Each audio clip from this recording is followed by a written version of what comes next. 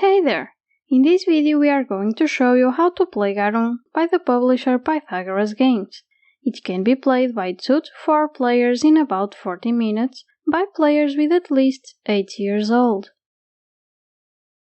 We have the setup already prepared for 4 players, with all ready to start preparing some fish sauce. On the center of the table, we have the double-sided game board with the Troya side face up. The scoring markers of each player color are on the 0 space, and the round tokens are shuffled in a stack. Each player receives a set of fish tiles on their own color, as well as the corresponding workers.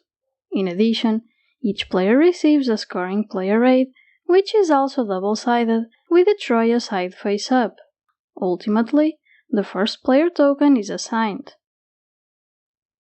One at a time, the players are going to play fish tiles from their hand on the board, and the square space to play on each round is determined by revealing the topmost token on this stack. When covering specific spaces on the board, the players will be able to score additional points. However, the most important thing is for the workers to gain influence with their fish. As soon as all tiles are played, all the spaces are full with fish for the sauce, and the game ends immediately.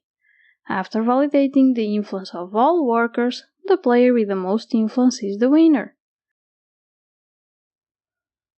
Each player has the same set of tiles for the game, always having as predominant fish the one in their color. On each round, a token is revealed to indicate on which space the players are going to play their fish tiles. Then, each player is going to sequentially choose one tile to play amongst the 4 tiles on their hand. The tile can be placed in any of the 4 internal sections, rotated to any position of the player's choice. If the section has a single fish depicted and the tile shows that fish, the player scores 2 points immediately. If the section has a joker fish depicted, the player scores immediately 1 point. If the section does not show any fish, the player does not score any immediate points. In addition, if the selected tile does not match the fish depicted on the board, no immediate points are scored. You should note that all tiles played can potentially score for influence even though they do not score any immediate points. After selecting and playing a tile, the player can choose one of their workers to associate to an influence area. An influence area is any row or column with tiles on the board, and by the end of all rows and columns, there are spots reserved for the players to play their own workers. There is only one thing you need to consider. A player can only place a worker on an influence area connected to the tile they just placed on the board. And workers can only be placed in rows or columns which are not going to be completed by the end of that round. For example, there are already 3 squares completed in this row, so no more workers can be placed there. After placing a worker, or choosing not to place a worker, the player draws a new tile, then ending their turn. Each player has a set of workers in their player color, which they can play throughout the game to score influence.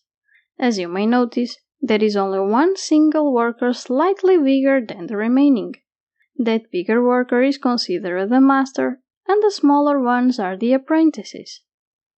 Any worker, master or apprentice, is going to score according to the same rule.